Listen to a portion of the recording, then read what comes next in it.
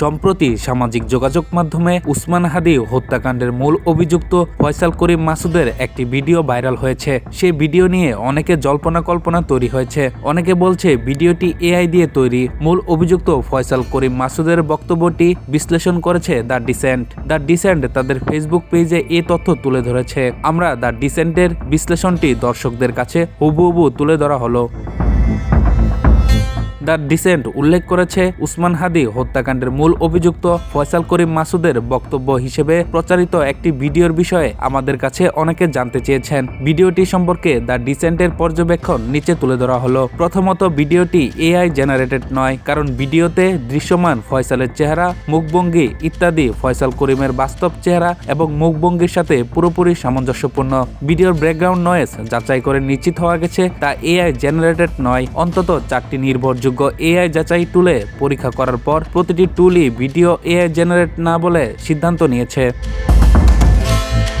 ভিডিওর একাধিক ফ্রেমে দেখা যায় ফয়সাল নির্দিষ্ট একটি মুখভঙ্গি করার সময় তার থুতনিতে থাকা দাড়ি অদৃশ্য হয়ে যাচ্ছে। তার ডিসেন্টের বিশ্লেষণে বলছে এটি মূলত ভিডিও রেকর্ড করার সময় ফিল্টার, এসব ফিল্টারও এআই প্রযুক্তি ব্যবহার করে থাকে, অন থাকার প্রভাবে হয়েছে। এই দাড়ি অদৃশ্য হয়ে যাওয়ার দৃশ্য এটা প্রমাণ করে না যে পুরো ভিডিওটি একটি এআই সৃষ্ট কন্টেন্ট। দ্বিতীয়ত, ভিডিওতে ফয়সাল দাবি করেছে তিনি বর্তমানে দুবাইয়ে আছেন। আসলে তিনি দুবাইয়ে আছেন কিনা তা শুধু এই ভিডিওর মাধ্যমে যাচাই করা সম্ভব নয় এবং ফয়সাল নিজেও তার মুখের বক্তব্য ছাড়া দুবাই অবস্থানের কোনো প্রমাণ হাজির করেননি।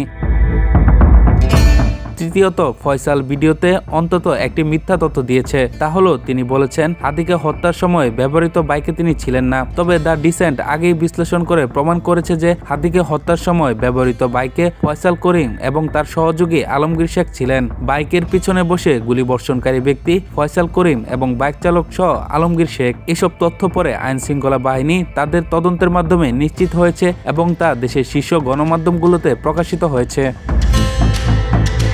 চতুর্থত, ফয়সালের একটি অভিযোগ করেছে উসমান হাদি তাকে অর্থ মন্ত্রণালয় ও খাদ্য মন্ত্রণালয়ে দুটি কাজ তদবিরের মাধ্যমে পাইয়ে দেওয়ার বিনিময়ে অগ্রিম 5 লাখ টাকা নিয়েছিলেন। হাদির মৃত্যুর পর এই ধরনের দাবি প্রমাণ করা অসম্ভব। তবে হাদির ব্যাপারে তদবির বাণিজ্যের এমন অভিযোগ এর আগে শোনা যায়নি। বরং অন্তর্বর্তী সরকারে থাকা ক্ষমতাধর ব্যক্তি বিভিন্ন অনিয়মের বিরুদ্ধে তিনি সর্বদা সোচ্চার ছিলেন। নিজে এই ধরনের অনিয়মের সাথে জড়িত থাকলে তার জীবনদশায় অভিযোগ ওঠা স্বাভাবিক ছিল।